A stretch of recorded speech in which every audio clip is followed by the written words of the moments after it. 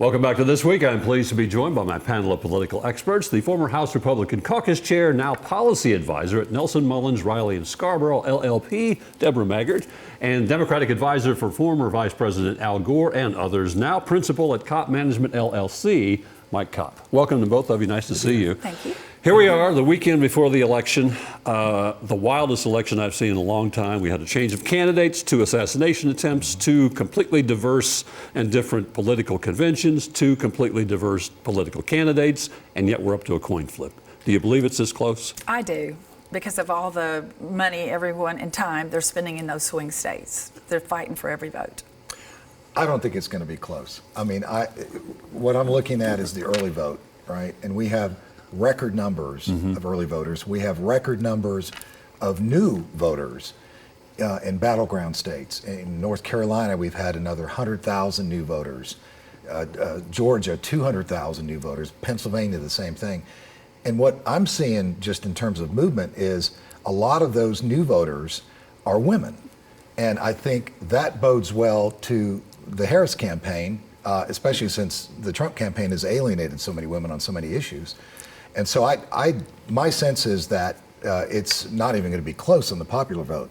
And one of the things I'll mention too, I noticed that there have been 3 major polls on early voting, and what they're showing is a huge margin, as much as 20, 30 points for Harris on early voting, what people are, what they're saying about their candidate choice. So I think on the popular vote, it's not going to be close. Looking at the turnout, we'll get a demographic breakdown, but I'm kind of looking at it this way. If she wins, I think it's going to be because of women and women of color mostly. If he wins, I think it's because he's really gotten well with men and trying to draw younger men. Right, I agree with that. One of the things I was thinking about the abortion issue, and this just goes to show how people don't think through things, but if the Republicans keep the Senate or take the Senate, and then he's president, okay, the Supreme Court probably would stay the same.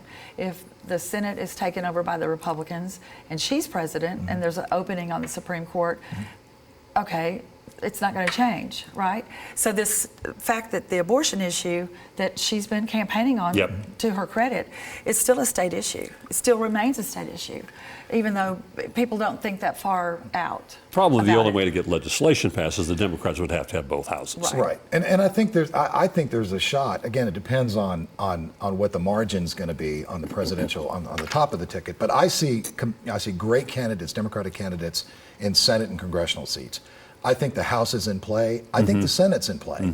And I think the more that we see her build a lead and the momentum going into Election Day, I think that bodes well for Democrats up and down the ballot. Yeah, the Senate to me is interesting because West Virginia's gone, so that puts it even. I think Montana is a toss-up. I think, never rule him out. He's done so well before. And then there's this independent is it Nebraska? That could oust the Republican. That could keep the majority for the Democrats. So it could be close. And in Montana, the Republican candidate has literally shot himself in the foot.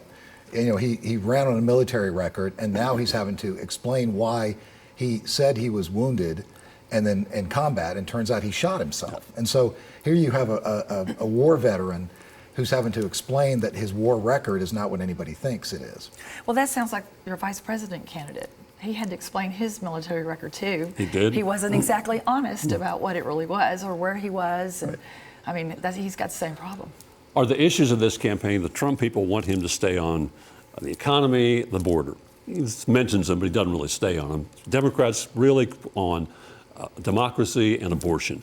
Is this election going to be decided on those issues, or is it going to be decided personality? I'm voting for Trump. I don't care what you say. I'm voting for Harris. I don't care what she says. I think everyone showed up already with their mind made up. I think people are just tired of chaos. And we're all, you pointed out at the beginning, this has been a long campaign. It's been a long, last decade and a lot of turmoil. And I think when people look at the candidates, they look at Trump and they see more chaos. So I think people want to rest from that. And I think that reproductive rights, the fact that we are seeing more threats by the Republican Party on women's rights, it's scary. And I think those are the two factors that are going to drive this race. The discussions and the words have gotten thrown around this last week have just gotten over the top. You know, calling Puerto Rico a floating pile of garbage. President Biden rather, said that saw we were saying floating that garbage, Trump the followers Republicans. were garbage. Then he walked that Agreed. back. Agreed. As he should have. I mean, it's gotten, and today talking about pointing guns at Kamala Harris's head. Those are dangerous, dangerous things. However, whoever you're supporting, that's the kind of stuff that I think really frightens people and then people want stopped. So last night, I saw all over Twitter people taking their kids trick-or-treating, and they had on garbage bags and Make America Great hats. I mean, they were making, taking that garbage comment from the president and turning it around. I think the negative ads that are running on both sides are, it's feeding this sense that people just want to return to some kind of calm. Let's put someone in office who's just going to focus on policies. And I think that's where Harris-Walz wins. Unless there's a big win, 2-3 points, which would be a huge win in this divided country, is this going to be a sea of lawsuits on both sides? Both parties have their people in place.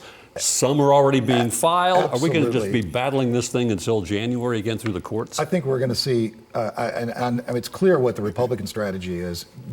Despite how much she wins the popular vote, they're going to take local and state election officials that they control, have them refuse to certify the election, which generates all these lawsuits. Right. And yes, I think it's going to be obvious who the winner is election night, but I think it won't be certified and declared until it has to go before Congress. So I know that the RNC spent the last year working on election integrity, and they won 3 lawsuits, trying to get the state of Mississippi, Virginia, and now I can't think of the other one, but Pennsylvania. Pennsylvania. They won the lawsuits, and the Democrat judges are who were overseeing these lawsuits, so these court battles. So I know the RNC has prepared to try to turn out early vote and to make sure that the ballot box is fair. And I think the Democrats have lawyered up as well.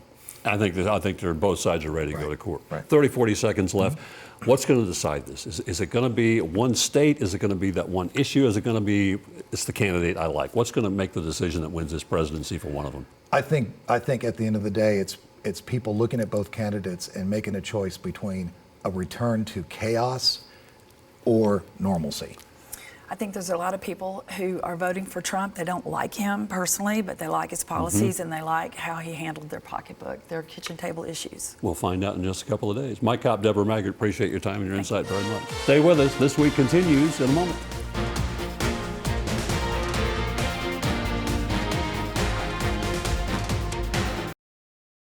I want to thank you for spending part of your weekend with us. That will do it for another edition of This Week. I do want to thank my guests, Debra Maggart and Mike Kopp and Miriam Abou-Fazli.